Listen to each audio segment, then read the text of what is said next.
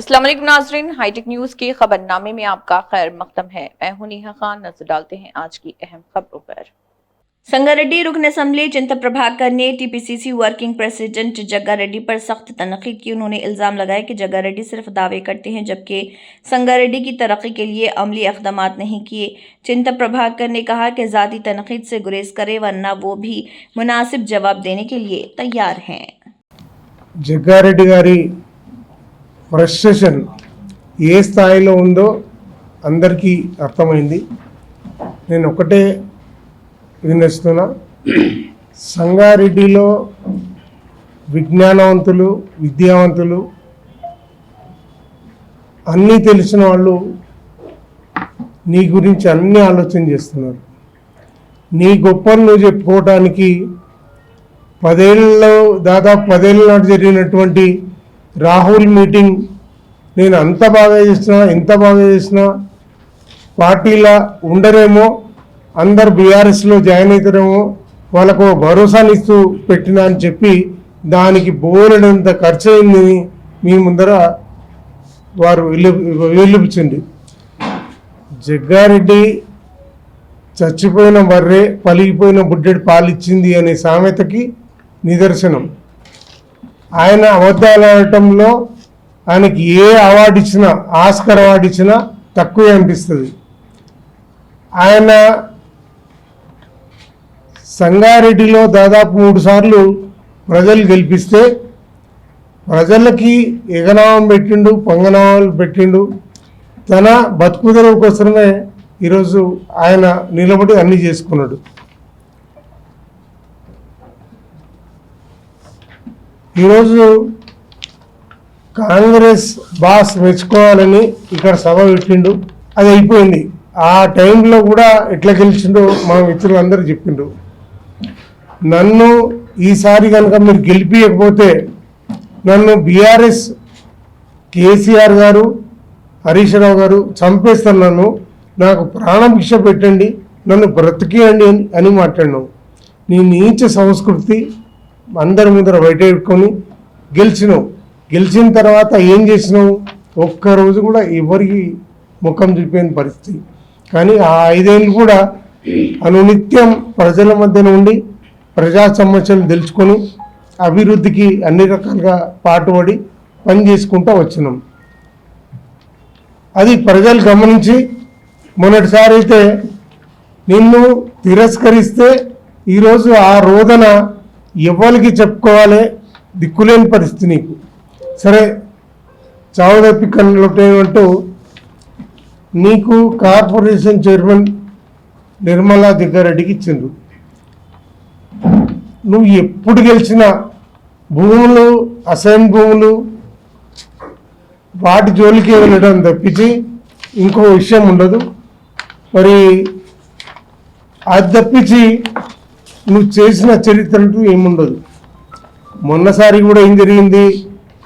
ఈరోజు అందరు రైతులు విస్తుపోతున్నారు, ఆశ్చర్యానికి గురవుతున్నారు కొంతమంది అయితే.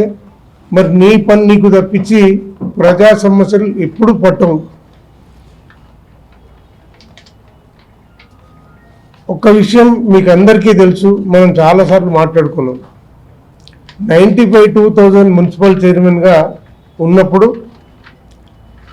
ఆయన అవినీతి చేతివాటానికి 6 మంది బలైపోయినరు. కొంతమంది అయితే జైలుకు వెళ్ళినరు.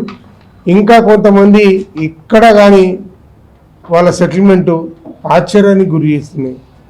మరి నువ్వు నీతిమంతుడవు, గురింజ కింద నల్లగుంటుంది అనేది గురింజకు తెలియదు అన్నట్టు నువ్వు నీతి వాక్యాలు చేయటం ప్రజలని ఈరోజు ఆశ్చర్యానికి గురి చేస్తున్నాయి. ఇంతసేపు నన్ను జైలుకు పంపించిండ్రు అనే మాట్లాడుతున్నావు, కానీ ఆ రోజు బీఆర్ఎస్ ప్రభుత్వం నీ మీద కేసు పెట్టలే, కాంగ్రెస్ సర్కారే నీ మీద కేసు పెట్టింది. చట్టం ఇవాళ చుట్టం కాదు, చట్టం దాన్ని పని చేసుకుంటూ పోతుంది. బీఆర్ఎస్ అధికారంలోకి వచ్చిన తర్వాత నిన్ను జైలుకు పంపించారు. దాని పేరిట గగ్గోలు పెట్టి ఏ రకంగా గెలిచినావు అనేది మీకు తెలుసు, ప్రజలందరికీ తెలుసు. మరి అటువంటి చరిత్ర నీది. మరి నువ్వు ఇంకా కూడా అవాకులు చవాకులు మరి పేలితే ఈరోజు మొన్న ఓడగొట్టిన ప్రజలు, నువ్వు సోనియా గాంధీని తెచ్చినా రాహుల్ గాంధీని తీసుకొచ్చినా నువ్వు గెలవగాక అధికారం కూడా కాంగ్రెస్ది ఎట్టి పరిస్థితుల్లో రాదు. నువ్వు ఏం చేసినా ఇవే దొమ్మరేషాలు వేయటం, నువ్వు డ్యాన్సులు చేస్తావా ఏం చేస్తావా చెయ్యి, నీ ఆవేదన ఏ రకంగా ఉన్నా చెప్పుకో. నీకు కార్పొరేషన్ రెన్యువల్ కావాలని చూస్తున్నావు, చేసుకో, మాకు అభ్యంతరం ఉంది. అది కావటానికి నువ్వు ఎంతమంది నీ బ్లాక్మెయిల్ చేయాలో చేసుకో. కానీ మా బీఆర్ఎస్ పార్టీ తరఫున హరీష్ అన్న గురించి కానీ మా గురించి కానీ మాట్లాడకుండా ఉంటే నీ మర్యాద దక్కుతుంది. అనవసరంగా నువ్వు ఏది మాట్లాడినా ఒక రకంగా చెప్పాలంటే ఒళ్ళు దగ్గర పెట్టుకొని మాట్లాడమంటాం. నీకు అసలు నీ మాటలకి విలువే ఉండదు, ఎప్పుడు ఏం మాట్లాడతావో తెలియదు. మేమైతే 5 సంవత్సరాలు ప్రజలకు అందుబాటులో ఉండి అన్నీ చేసినాం. బీఆర్ఎస్ అధికారంలో ఉన్నప్పుడు 10 ఏళ్ళు అందరికీ అందుబాటులో ఉండి అన్నీ చేసినాం. ఇప్పుడు కూడా మేము అభివృద్ధికి సంబంధించి ఎన్ని విన్నతులు వచ్చినా అవన్నీ కూడా మంత్రులకు ఇస్తాం, కలెక్టర్ గారికి చెప్తాం, పోరాడతాం. మేము ప్రజల పక్షాన ఉండటం అయితే ఖాయం. నీలాగా ముఖం తప్పించి తిరగటం మాకు చేత కాదు.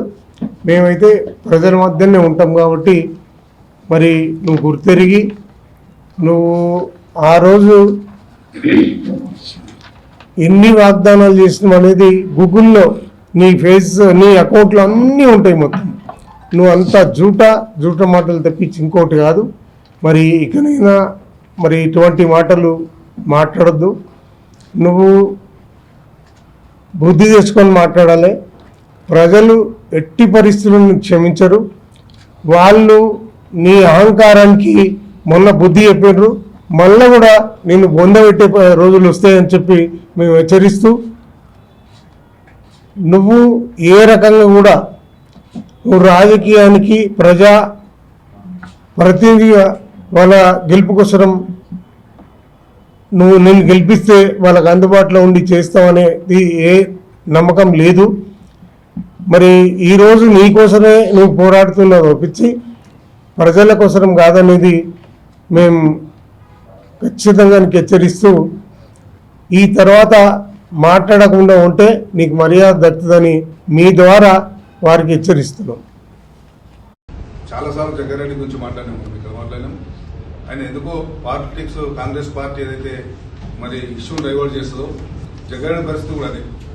జగ్గారెడ్డి అనేటోడు ఆయన రాజకీయంగా మొదటి నుంచి మాకు తెలుసు. ఆయన పూర్వోత్తరాలు రాజకీయంగా మాకు బాగా తెలుసు. ఎందుకంటే ఆయన కౌన్సిలర్ ఎన్నికప్పుడు చైర్మన్ ఎన్నికప్పుడు ఇవ్వడే ఉన్నాం. ఎన్ని అబద్ధాలతో ఏం చేస్తాడు, ఏ విధంగా ఎన్నికలు చేసిన విషయం ప్రతి విషయం కూడా దగ్గరికి తోచాటప్పుడు కూడా తెలిసిన వ్యక్తి నేను. ఆయన ఎస్పీ కార్ మీద రాయెత్తేస్తా అని చెప్పడం కానీ, నేను కలెక్టర్ ఇంత తిట్టినా చెప్పడం కానీ అన్ని బోగసు. ఇప్పుడు పవర్ ఉందని చెప్పి ఇష్టపడి మాట్లాడితే మరి ఇప్పుడు ఉన్నటువంటి ఐఏఎస్లు ఐపీఎస్లు ఎందుకుంటారో మాకైతే అర్థం కాలే. మొన్న జరిగినటువంటి మున్సిపల్ ఎన్నికల రోజు కూడా ఎమ్మెల్యే గారి నాయకత్వంలో ప్రెస్ మీట్లు మాత్రం ఆ రోజు కూడా చెప్పినాం. డిఎస్పీ గారు కానీ సిఐలు కానీ ముఖ్యంగా ఎస్పీ కూడా చొరవ తీసుకోవాలి. సహచర ఒక ఉద్యోగస్తుని సిఐని పట్టుకొని ఇష్టమని తింటే అసలు కాంగ్రెస్ పార్టీ 3 సార్లు ఎమ్మెల్యే చేసిన వ్యక్తి ప్రభుత్వం ఉంది కదా అని చెప్పి బరితెగించి మాట్లాడితే మరి అధికారులు ఎందుకు కుట్రో మాకు అర్థం కావట్లేదు అని చెప్పి ఆ రోజు కూడా మేము మాట్లాడినాం. తర్వాత కూడా బస్సాలు కలిసినప్పుడు కలెక్టర్ గారు వచ్చినప్పుడు పెట్టినాం. అంతకుముందు ఉన్న కలెక్టర్ అయితే బహిరంగంగా నర్సాపట్ల బండి మీకు వెళ్ళి మరి ఒక లేడీ కలెక్టర్ అని చూడకుండా కూడా మరి ఆ రోజు కూడా అదే మాట్లాడిన విషయం మన అందరికీ తెలుసు. మన పత్రికలు వచ్చి సోషల్ మీడియా అయితే పూర్తిగా వచ్చింది. ఆ రోజు కూడా ఏం చేస్తున్నావు ఇంట్లో, ఎవరి దగ్గర ఉన్నావు, ఇంట్లో బయటకు వెళ్తేనే ఫోన్లు వెళ్తూనే ఉన్నారని చెప్పి ఏ అధికారం అనడం మరి అధికారులు కూడా ఎందుకుంటారో అర్థమవుతుంది. అంటే కాంగ్రెస్ పార్టీ అంటేనే ఆ విధంగా తెలుసు. నా జగన్ చెప్పినటువంటి పచ్చి అబద్ధాలు. తెలంగాణ రాష్ట్రం ఏర్పాటైతే నేను రాజకీయ సన్యాసం తీసుకుంటానని చెప్పి ఆయన్నే వీడియో మాట్లాడినటువంటి వ్యక్తి, ఉమ్మడి ఆంధ్రప్రదేశ్ లో విప్పుగా ఉండి మాట్లాడిన వ్యక్తి. మరి ఆ మాట మీద కూడా ఒకసారి మనం ఆలోచన చేసుకోవాలి. దాని తర్వాత వస్తే మరి టీఆర్ఎస్ ప్రభుత్వం వచ్చిన తర్వాత మరి నన్ను ప్రభుత్వం బాగా ఇబ్బంది పెడతా ఉన్నది, ఏదో కేసు పెట్టిన నిన్న బాగా మాట్లాడిన దాని గురించి. ఆయన మీద కేసు పెడతారట. ఎందుకు ఆయన మీద కేసు పెట్టారు? కాంగ్రెస్ హయాంలోనే ఆ కేసు డిసైడ్ అయింది. ఏదైతే మానవ అక్రమ రవాణా కేసు అవుతుందో కాంగ్రెస్ టైంలో అయింది. అందులో ప్రక్రియలో భాగంగా కేసు పురోగతిలో భాగంగా ఈయన పేరు ఆధారం దొరికినాయి. ఆధారం దొరికితే టీఆర్ఎస్ ప్రభుత్వం ఉంది ఇక్కడ, ప్రభుత్వం ఉంది కాబట్టి అరెస్ట్ చేయడం జరిగింది. తప్పిస్తే జగ్గారెడ్డి పీడీ యాక్ట్ పెడతారు. నా మీద పీడీ యాక్ట్ ఎందుకు పెడతావు? మన అంత పెద్ద నేరం ఏం చేసినావు? నీకే తెలవాలి. పీడీ యాక్ట్ పెట్టి ప్రయత్నం చేసింది హరీష్ రావు గారు అని నువ్వు అట్లా అనుకుంటే 15 సంవత్సరాల కాలంలో మరి నేను ఎందుకు ఉంచుకుంటే బయట ఏదో రకంగా లోపలేస్తుంది. కాంగ్రెస్ లో వేస్తలేరా? ఇప్పుడు కింద గ్రామ స్థాయిలో ఉన్నటువంటి బీఆర్ఎస్ పార్టీ సర్పంచులు కానీ మామూలు నాయకులు కూడా ఏం తప్పు చేయకుండా పోలీస్ స్టేషన్ పోతే అలా కూర్చుని పెట్టి ఫోన్లో ఉంచుకొని బయటకు పోయే సంస్కృతి మీ పార్టీ కాంగ్రెస్ పక్షాన కాంగ్రెస్ ప్రభుత్వం ఆధ్వర్యంలో నడుస్తా ఉంది. టీఆర్ఎస్ పార్టీ ఎప్పుడు కక్ష సాధింపు చర్యలు చేయలేదు. ఓన్లీ తెలంగాణ రాష్ట్రం కొత్తగా వచ్చింది, ఈ రాష్ట్రం ఎట్లా అభివృద్ధి కావాలి, మరి తెలంగాణలో ఉద్యోగాలు నిధులు నియామకాలు కావాల్సినటువంటి మన ఎజెండా దానికోసం పనిచేసి తప్పిస్తే మరి ఎన్నడూ కూడా కక్ష సాధింపు చేయలేదు. హరీష్ రావు గారి మీద మాట్లాడుతూ ఉన్నారు. హరీష్ రావు గారు మొట్టమొదటి మంత్రిగా మీ హయాంలోనే నువ్వు కాంగ్రెస్ పార్టీలో అలయన్స్ ఉన్నప్పుడే హరీష్ రావు గారు మంత్రి అయ్యారు. అప్పటి నుంచే నీకు కుళ్ళు, అరే ఈయనకు మంత్రి చేశారు నాకు మంత్రి చేయాలి కదా, అప్పటి అక్కడ వెళ్ళగట్టున్నావు హరీష్ రావు గారు. హరీష్ అనేటువంటి ప్రజల మనిషి, నికాల్సైన ఉద్యమంలో వచ్చిండు. ఉద్యమంలో తిరిగినప్పుడు రాష్ట్రంలో తిరిగి రాష్ట్రంకి ఏమవసరం ప్రజలకు ఏమవసరమో తెలుసుకొని దాని మీద పనిచేస్తా ఉన్నాడు. 14 కేసీఆర్ గారి నాయకత్వంలో మంత్రి అయిన తర్వాత కూడా మరి ఇరిగేషన్ శాఖ అప్పచెప్తే, మార్కెటింగ్ శాఖ అప్పచెప్తే